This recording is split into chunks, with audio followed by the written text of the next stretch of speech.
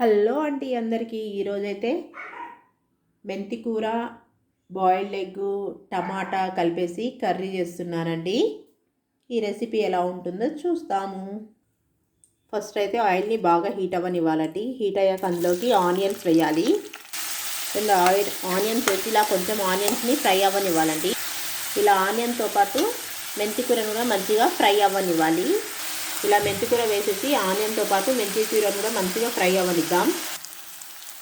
ఇలా ఫ్రై అయ్యాక ఇందులోకి అల్లం పేస్ట్, తర్వాత టేస్ట్కి సరిపడా సాల్ట్,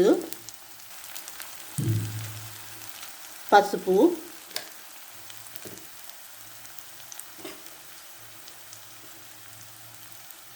టేస్ట్ సరిపడా కారం వేసి మంచిగా మిక్స్ చేసుకోవాలి. చూడండి, ఇలా ఫ్రై అయ్యాక ఇందులోకి టొమాటోస్ వేసేసుకోవడమే.